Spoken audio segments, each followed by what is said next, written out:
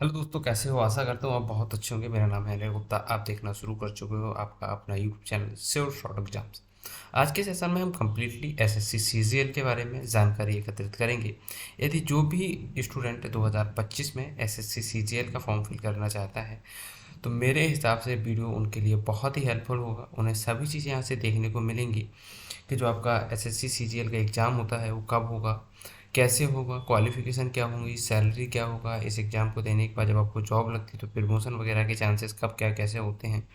इसके साथ ही आपको देखने को मिलेगा कि एग्ज़ाम पैटर्न क्या है, सिलेबस क्या है, आप किस स्टेट कहाँ पे जॉब करेंगे जब आप इस एग्ज़ाम को क्वालिफाई कर जाएंगे। ठीक है, एग्ज़ाम कहाँ पे आपका होता हो, आवेदन आप कैसे करेंगे अर्थात एप्लीकेशन कैसे आप फुलफिल करेंगे। तो चलिए स्टार्ट करते हैं। Literally end of the session आपको सभी डाउट क्लियर हो जाएंगे। यदि कोई अदर डाउट आता है आपको स्पेशली तो आप मुझे कमेंट बॉक्स में बताइए। चलिए स्टार्ट करके सेशन में बहुत मज़ा आएगा, बहुत कुछ सीखने की कोशिश की जाएगी। तो सबसे पहले हम जानने वाले हैं जो एसएससी सीजीएल 2025 है, कब है 2025 के एग्ज़ाम को हम टारगेट कर रहे होंगे, कहीं ना कहीं उसी की बातें करेंगे।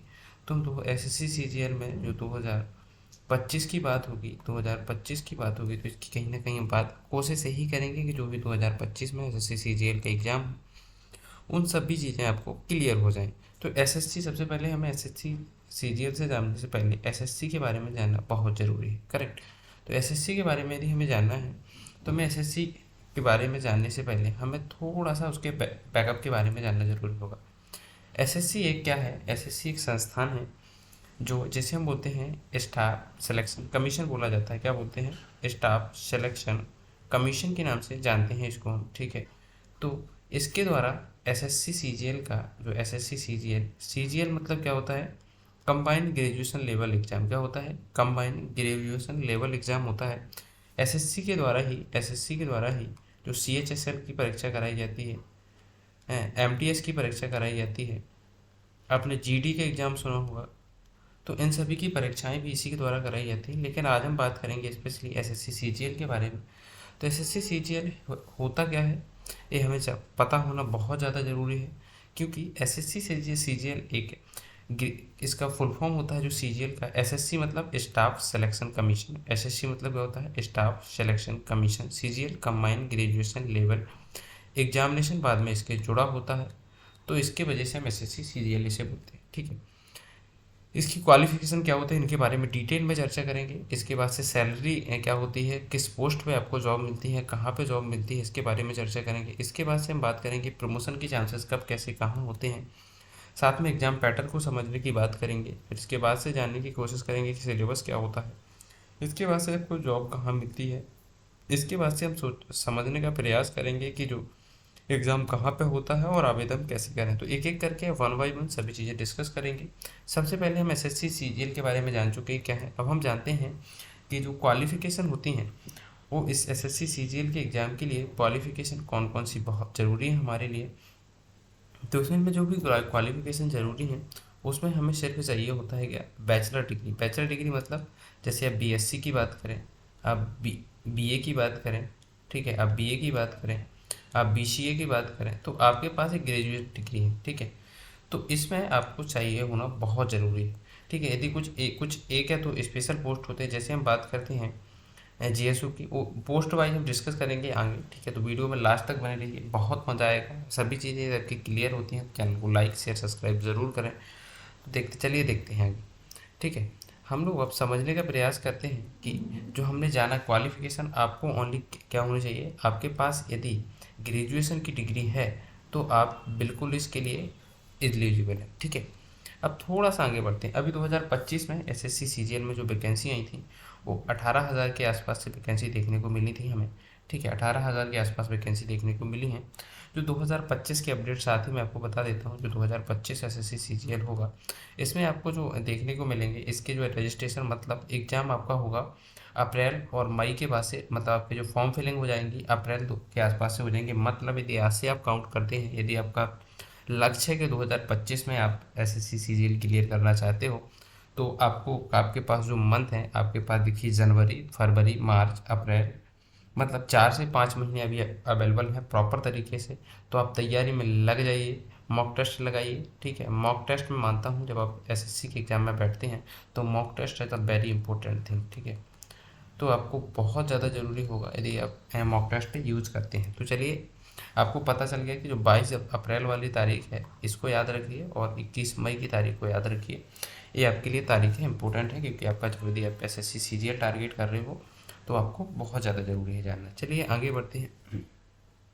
अब हम यहाँ पे देखने की कोशिश करेंगे कि जब आप SSC के एग्ज़ाम में बैठते हो तो आपकी सैलरी क्या होती है, आप कौन सी पोस्ट को चुन सकते हो। ठीक है, यदि आप ज्वाइन करते हो, एक एक करके हम देखते हैं कौन कौन सी पोस्ट है।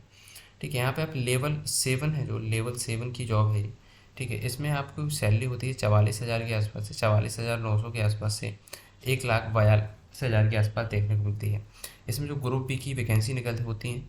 ठीक है, आपके पास एज क्राइटेरिया, यदि आप असिस्टेंट सिलेक्शन ऑफिसर के लिए भरते हो, एक यहाँ पे CSC मतलब सेंट्रल गवर्नमेंट में आपको जो भी SSC के थ्रू सेलेक्ट होता है उन सभी की जॉब कहाँ पे लगती है, सेंट्रल गवर्नमेंट में देखने को मिलती है, सेंट्रल गवर्नमेंट के अंतर्गत इसकी जॉब लगती है। ठीक है, यदि बात करें आप इसमें आपकी एज जो दो मान लो आपको चाहिए, मिनिमम एज आपकी 18 से 30 या 32 तक कुछ चलता है, एक या दो पोस्ट के लिए 32 है, नहीं तो मिनिमम एज 18 से 30 है। इसका आप एक बार स्क्रीनशॉट ले लो। ठीक है, आप जिस भी, जैसे आप असिस्टेंट सिलेक्शन ऑफिसर बने किसमें, IB में, तो ग्रुप बी की ये भी वैकेंसी है, आपको 18 से 30 आपकी एज होनी चाहिए। आप यदि बनते हो असिस्टेंट सिलेक्शन ऑफिसर या किसमें, मिनिस्ट्री ऑफ रेलवेज में आप बन सकते हो। ठीक है, तो आपका ग्रुप बी की पोस्ट है। ठीक है, आप जब आपका प्री हो जाता है, इसके थोड़ा हम एग्जाम पैटर्न में आगे बात करेंगे। ठीक है, आप इनकम टैक्स ऑफिसर की बात करते हैं हम, साथ में इनकम टैक्स अधिकारी की बात करते हैं, तो इनके लिए आपको थोड़ा सा आपको जो जब आप किसी भी पुलिस जैसी डिपार्टमेंट में जाते हो तो वहाँ पे आपको कुछ फिजिकल होता है, तो फिजिकल की बात भी आगे करेंगे।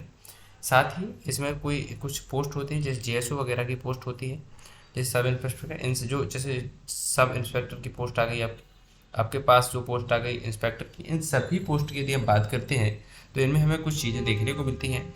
जैसे हम बात करें, इसमें हमें जानना ज़रूरी होता है कि जो असिस्टेंट इन्फोर्समेंट ऑफिसर होते हैं, इनके लिए आपको रेवेन्यू डिपार्टमेंट में भर्ती हो, इनमें 18 से 30 ही होती है, लेकिन 20 से 30 होती है सब इंस्पेक्टर के लिए, किसमें, सेंट्रल ब्यूरो, जिसे हम IB बोल देते थे। ठीक है, सेंट्रल ब्यूरो ऑफ इन्वेस्टिगेशन वाली वैकेंसी जो भी होती है, तो इनमें आपको ध्यान देना होता है, थोड़ा सा ध्यान देना होता है कि आपकी जो एज होगी 20 से 30 चाहिए होती है। ठीक है, इसमें कुछ पोस्ट होती है जूनियर एडमिनिस्ट्रेटिव ऑफिसर के लिए, इसके लिए स्पेशली कुछ चीज़ें मैटर करती हैं। यदि आप GSO के लिए भरते हो तो आपके पास, जब आप BSc की हो या आपने 12th किया हो, तो आपके पास एक सब्जेक्ट होना चाहिए मैथमेटिक्स, तभी आप इस पोस्ट के लिए एलिजिबल होते हो। ठीक है, ये चीज़ें याद रखिए। ठीक है, अब बढ़ते हैं हम इन एक एक करके आप स्क्रीनशॉट ले लीजिए सबका। ठीक है, क्योंकि हर एक का मैं, जैसे आपने देखा कि आपके पास जब आप लेवल 7 में अप्लाई करते हो तो आपकी जॉब रेंज, जो आपकी सैलरी रेंज होती है, सैलरी रेंज की यदि हम बात करें तो वहाँ पे हमें सैलरी देखने को मिलती थी कितनी, सैलरी जो यहाँ पे देखने को मिलती है 44,000 के आसपास से हमें मिलती है, 44,000 के आसपास से हमें मिलती है, 1,42,000 के आसपास हमें देखने को मिलती है। ऐसे यदि हम बात करते हैं लेवल 6 आता है, लेवल 6 की जो भी जॉब होती है, किसकी, लेवल 6 की जो भी जॉब होती है, तो यहाँ पे जो आपको देखने को मिलता है, यहाँ की यदि बात करो आप, तो आपको 35,400 से लेकर आप 1,12,000 के बीच में आपको जो भी जो यहाँ पे सैलरी पैकेज देखने को मिलता है, तो मतलब सैलरी बहुत अच्छी है, बहुत चीज़ें जानने को मिलती हैं, तो सैलरी का ऐसा कोई प्रॉब्लम नहीं है। यदि आप लेवल 5 के आसपास जाते हो ऑडिटर वगैरह की पोस्ट के लिए, ठीक है, ये लेवल नीचे होते आ रहे हैं तो सैलरी भी कम होती आ रही है। ठीक है, तो लेवल के हिसाब से सैलरी क्या होती है, कम होती जाती है। ठीक है, तो आपको क्या करना होता है, यदि जैसे आपका लेवल 5 है तो आपकी 29,200 ग्रेड पे से लेकर आपका रहेगा 92,300 ग्रेड पे तक की आपकी सैलरी हो सकती है। आपको इसके लिए मिनिमम एज 18 से 27 चाहिए होता है। ठीक है, तो आपका ये सभी पोस्ट है जो लेवल 5 की पोस्ट होती हैं, वो ग्रुप C की पोस्ट है, इसकी ग्रुप C की पोस्ट है, तो याद रखिए ग्रुप C की पोस्ट है ये सभी आपकी। ठीक है, आपको थोड़ा सा ध्यान देना जरूरी होगा। यदि फिर इसके बाद आते हैं लेवल 4 में आपको 25 ग्रेड पे जो होता है 25,500 से लेकर 81,100 के बीच में होता है। इसमें आपको पोस्टल असिस्टेंट वगैरह की जॉब मिलती है, ग्रुप C की ये भी है, आपकी एज 18 से 27 होनी चाहिए। इसके अलावा इसमें आपको जस्ट इन सभी के लिए आपको जो भी चाहिए, आपके पास क्वालिफिकेशन सबका होगा। ठीक है, आपके पास सबका क्वालिफिकेशन होगा, आपको सब में क्या चाहिए होता है, आपको ग्रेजुएशन चाहिए, किसका, ग्रेजुएशन आपको चाहिए। ग्रेजुएशन यदि आपके पास होता है तो आप इन सभी पोस्ट के लिए एलिजिबल हो। ठीक है, अब हम देखते हैं क्या, हमने सभी चीज़ें जान ली, एक एक पोस्ट के बारे में जान ली। I requested to you guys, आप एक बार स्क्रीनशॉट लेके रखिए, क्योंकि आप अलग अलग पोस्ट के लिए भरोगे तब आपको वहाँ पे इनकी ज़रूरत होगी। तो प्लीज़ टेक स्क्रीनशॉट। आगे बढ़ते हैं। अब हम समझते हैं कि एग्ज़ाम का पैटर्न क्या होता है। हम जान गए एसएससी है क्या, कहाँ पे जॉब लगती है, ठीक है। सेंट्रल गवर्नमेंट जो एसएससी के थ्रू में, एक बार लास्ट में जब हम सेशन के एंड तक जाएंगे तो मैं एक जगह आपको सब चीज़ें एकत्रित कर दूंगा, ठीक है। तो हम थोड़ा सा एग्ज़ाम पैटर्न के बारे में समझने का प्रयास करते हैं, ठीक है। एग्ज़ाम पैटर्न के बारे में यदि हम बात करें, ठीक है, यदि हम एग्ज़ाम पैटर्न की बात करते हैं, किसकी, एग्ज़ाम पैटर्न की बात करते हैं यदि हम, तो हमें यहाँ पे बहुत सारी चीज़ें देखने को ज़रूरत होती है। क्या होती हैं, देखो, सबसे पहले आपके पास एक पहला एग्ज़ाम होता है, जैसे इसकी जो एसएससी सीजीएल का एग्ज़ाम होता है, तो एसएससी सीजीएल का जो एग्ज़ाम होता है, ये देखो 2 चरणों में एग्ज़ाम होता है। एक तो होता है टायर 1, एक होता है टायर 2। सबसे पहले हम बात करते हैं टायर 1। तो टायर 1 में जो चीज़ें आपको देखनी होती हैं, इसमें आपके 4 सब्जेक्ट देखने को मिलते हैं। टोटल कितने होते हैं, 100 क्वेश्चन आते हैं आपके एग्ज़ाम में। हर एक क्वेश्चन को सही करने पे आपको 2 मार्क दिए जाते हैं, मतलब 200 नंबर का पेपर होता है, ठीक है। यदि आपसे कोई क्वेश्चन गलत हो जाता है तो 0.5 की माइनस मार्किंग भी देखने को मिलती है। अब हम बात करते हैं जो टायर 1 का एग्ज़ाम होता है, जब टायर 1 का एग्ज़ाम है, इसमें आपको कौन कौन सी चीज़ें याद रखनी है। आपको आपके आते हैं रीजनिंग पूछी जाती है आपसे 25 नंबर की, बेसिक रीजनिंग आती है, ठीक है। इस वीडियो के डिस्क्रिप्शन बॉक्स में आपको एसएससी सीजीएल का जो नोटिफिकेशन आता है ओरिजिनल, जहाँ पे सिलेबस वगैरह मेंशन होता है, तो उसका आपको लिंक मिल जाएगा, तो आप वहाँ से एक बार डाउनलोड कर सकते हो, ठीक है। 50 नंबर की टोटल बनेगा, क्योंकि 25 गुणा 2 करोगे तो आपका कितना हो जाएगा, 50 हो जाएगा। फिर आप बात करेंगे जनरल अवेयरनेस की। जनरल अवेयरनेस मतलब इसमें आपको जीएस आ जाता है, जीएस का पोर्शन। जैसे आप बात करो किसकी, आप बात करो जीके की, आप बात करो जीएस की, आप बात करो करंट अफेयर्स की, तो आपके सामने ये सभी चीज़ें यहाँ पे ये सभी पोर्शन आपको देखने को मिलते हैं। इसके बाद से आपसे पूछी जाती है क्वांटिटेटिव एप्टीट्यूड, मतलब मैथमेटिक्स, बेसिक मैथ आता है। मतलब क्वेश्चन अच्छे हाई लेवल के आते हैं, लेकिन यहाँ से नॉर्मल से, जैसे प्रॉफिट लॉस से क्वेश्चन बन गया, तो ऐसे ही आप कह सकते हो कि 10th लेवल का मैथ प्री में आपसे पूछा जाता है। कुछ सी 1 या 2 चैप्टर ऐसे हैं जिनसे एडवांस लेवल का पूछा जाता है। तो हम आगे कोशिश करेंगे कि जो मैथमेटिक्स का जो स्पेसिफिक सिलेबस है उसको एक बार रीड करने की कोशिश करें, ठीक है। इसके बाद से कॉम्प्रीहेंशन आपसे, इंग्लिश कॉम्प्रीहेंशन आपसे पूछा जाता है। ये कॉम्प्रीहेंशन में बहुत ज़्यादा इंपॉर्टेंट है आपको समझना। जब आप इंग्लिश कॉम्प्रीहेंशन की बात करते हो तो आपको इंग्लिश कॉम्प्रीहेंशन बेसिक नहीं, यहाँ पर नॉर्मल, मतलब आप यदि हिंदी मीडियम से तो आपको थोड़ा सा मेहनत करना पड़ेगा इसमें। एक बार नेक्स्ट वीडियो होगा तो वहाँ पे आपको मैं सिलेबस प्रॉपर डिस्कस करूँगा, ठीक है। सिलेबस जो है प्रॉपर डिस्कस करूँगा, तो प्लीज़ वेट करिए।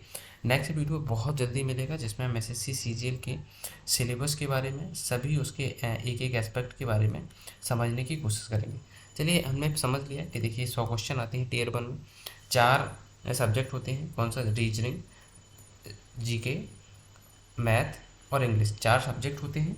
इनमें 25 क्वेश्चन देखने को मिलते हैं हर एक सब्जेक्ट के, और टोटल 50 मार्क देखने को मिलते हैं। अब आपको थोड़ा सा और आगे ध्यान देना है। अब हम बात करते हैं किसकी, टायर 2 की। सॉरी, टायर 2 में यदि हम बात करते हैं तो टायर 2 का जो पेपर होता है 2 सेक्शन में होता है। कितने, 2 सेक्शन में होता है। एक होता है सेक्शन 1, एक होता है सेक्शन 2।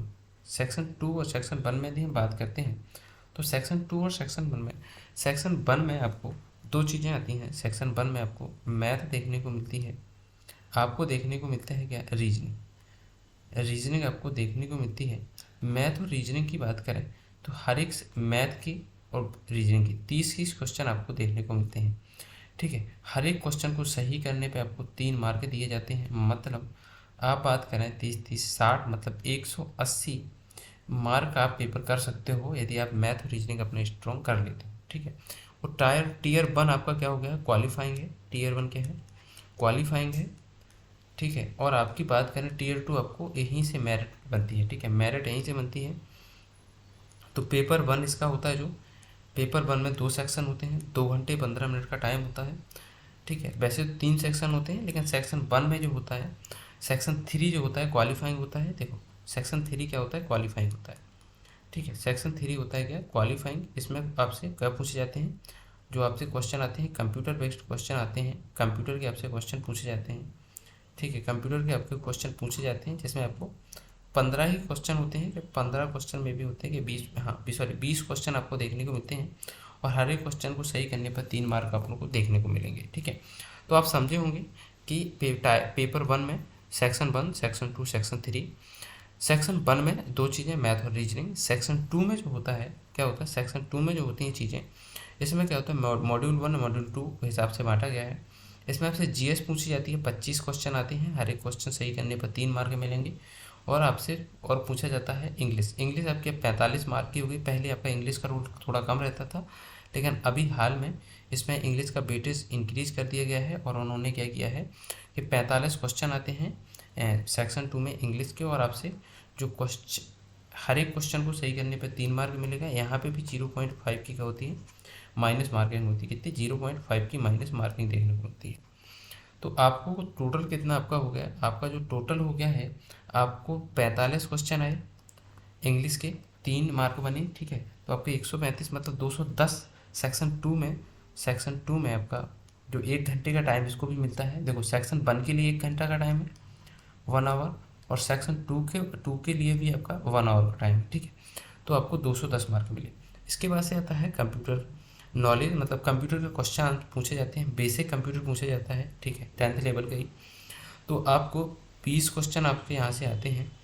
ठीक है, आपको हर एक क्वेश्चन के लिए 3 मार्क देंगे, टोटल 60 मार्क सेक्शन 3 आपको दिला कर जाएगा। ठीक है, सेक्शन 3 में जो आपको टोटल एक क्वालिफाइंग है, हर एक सेक्शन 3 में आपको 20 क्वेश्चन आते हैं, हर एक क्वेश्चन के लिए 3, तो 60 एक क्वालिफाइंग है। लेकिन ठीक है, तो यदि आपके मार्क आपको जस्ट ज़्यादा मतलब सही करने होते हैं, इसमें 60% भी मार्क आने चाहिए, इतना कुछ होता है। ठीक है, तो अब आपके पास आ गया है।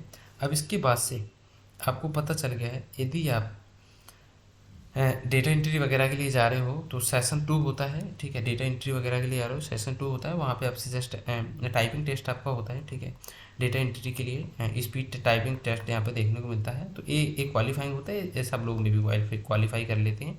यदि जो लोग यहाँ से आ जाते हैं तो इसके बाद से क्वालिफाइंग होता है, ये भी ईजी टेस्ट होता है। ठीक है, इसके बाद से आते हैं पेपर 2 की बात करते हैं। क्या, पेपर 2 की यदि हम बात करते हैं, पेपर 2 कुछ स्पेशल पोस्ट के लिए होता है। जैसे आपने जेएसओ के लिए फॉर्म फिल किया है, जो मैंने बताई थी जेएसओ की स्पेशल पोस्ट होती है।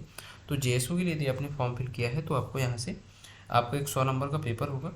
हर एक क्वेश्चन पे दो नंबर दिए जाएंगे आपको, और आपको जो टाइम मिलेगा, आपको 2 घंटे का आपको टाइम यहाँ पे देखने को मिलता है। ठीक है, 2 घंटे का टाइम मिलता है। लेकिन यदि कोई हैंडीकैप कैब वगैरह होता है तो उनके लिए 40 मिनट एक्स्ट्रा टाइम देखने को मिल जाता है। ठीक है, तो आपको यहाँ पर थोड़ी सी चीज़ें पता चली होंगी कि इसका एग्ज़ाम पैटर्न क्या होता है। अब हम देखते हैं इसका सिलेबस एक्चुअली क्या होता है। ठीक है, मैं आपको बता दूं, यदि आपको एसएससी सीजीएल में आपको लग रहा है कि आप फॉर्म फिल करोगे और आपका कैसे सिलेक्शन हो पाएगा। ठीक है, यदि आप एसएससी सीजीएल में फॉर्म फिल करोगे और आपको सिलेक्शन कैसे हो पाएगा, तो आपको सबसे पहले सिलेबस तो देखो पता होना चाहिए। तो आप एसएससी सीजीएल में हम बात करते हैं किसकी, देखो सबसे पहले आपको 4 सब्जेक्ट पे कमांड होनी चाहिए। थोड़ी मैथ की बात करते हैं, हम बात करते हैं इंग्लिश की, हम बात करते हैं रीजनिंग की, हम बात करते हैं जीएस की। तो आपको 4 सब्जेक्ट आपके कमांड होनी चाहिए। लिटरली इन 4 सब्जेक्ट में आप थोड़ा सा एडवांस लेवल की पढ़ाई करें। ठीक है, नेक्स्ट वीडियो जो मैं लेके आऊँगा, नेक्स्ट वीडियो में आपको मैं प्रॉपर 1 बाई 1 करके सिलेबस का टॉपिक डिस्कस करेंगे। ठीक है, टॉपिक वाइज भी डिस्कस करेंगे कि क्या होता है एक्चुअल में एसएससी सीजीएल का सिलेबस। तो बस ये 4 सब्जेक्ट आपको कमांड होनी ज़रूरी है, यही इसका टोटल सिलेबस है।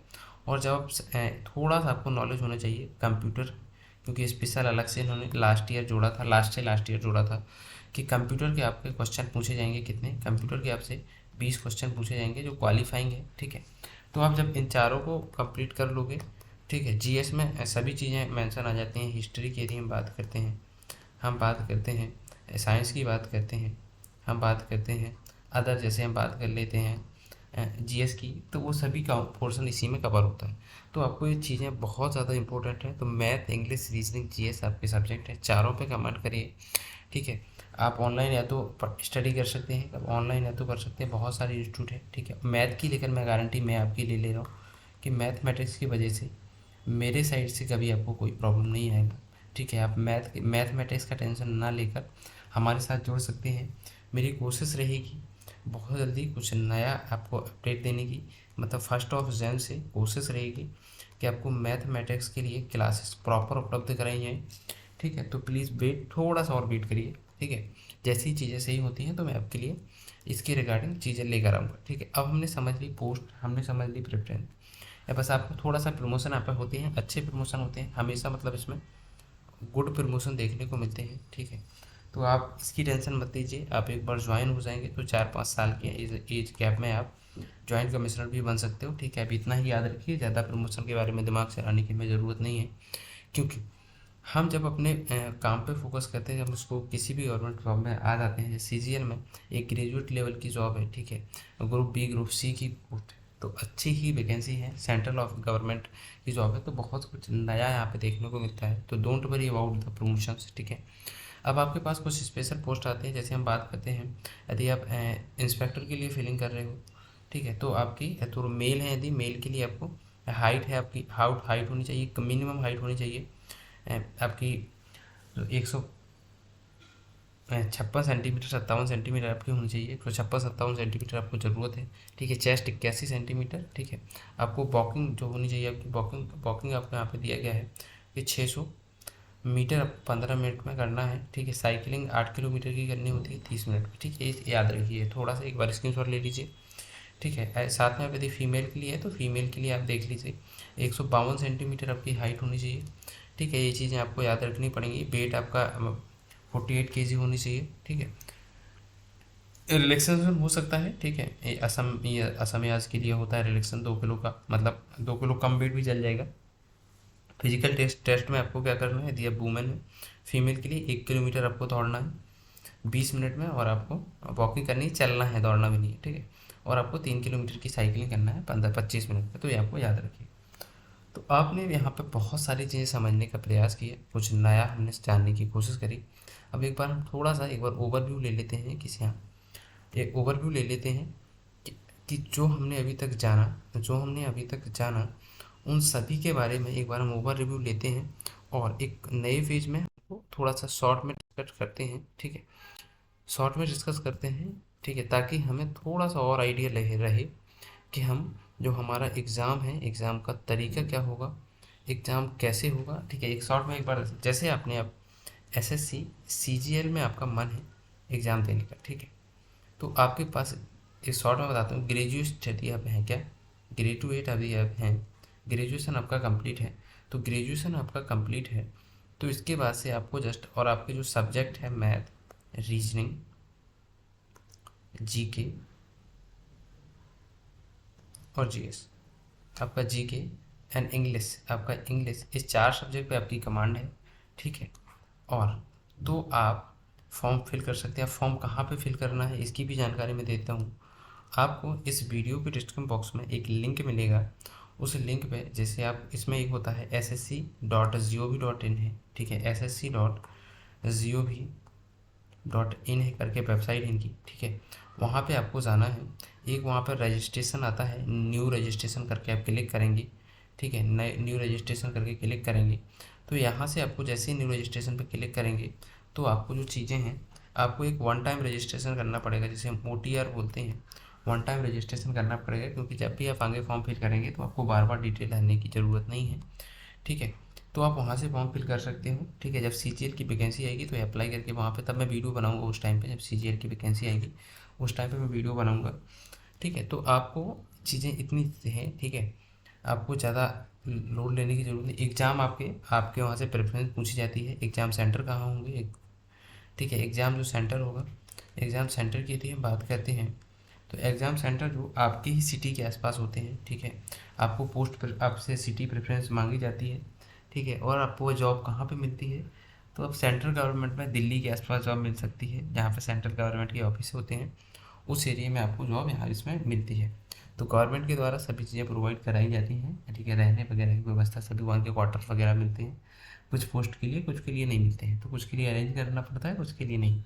तो आप समझ गए होंगे कि SSC CGL में एग्जाम पैटर्न क्या है, चीज़ें कैसे आप वर्क करती हैं, तो सभी चीज़ें आशा करता हूँ आपको समझ आई होंगी। तो थैंक यू सो मच, मिलते हैं किसी नई वीडियो में नए टॉपिक के साथ, नई इंटरेस्टिंग जानकारी के साथ। यदि कुछ भी चीज़ें आपको मिसिंग लग रही हैं तो एक बार कमेंट में मुझे बताइए। मैं आशा कि जल्दी से जल्दी कोशिश करूँगा उन्हें जल्दी से जल्दी रिजॉल्व करने की, जो भी आपके डाउट हैं उनको क्लियर करने की। Thank you so much. जय हिंद। मिलते हैं किसी नई वीडियो में नए टॉपिक के साथ। जय हिंद। मैथमेटिक्स के लिए ट्राई करूँगा आपको फर्स्ट ऑफ जैन से कुछ अपडेट दे पाऊँ।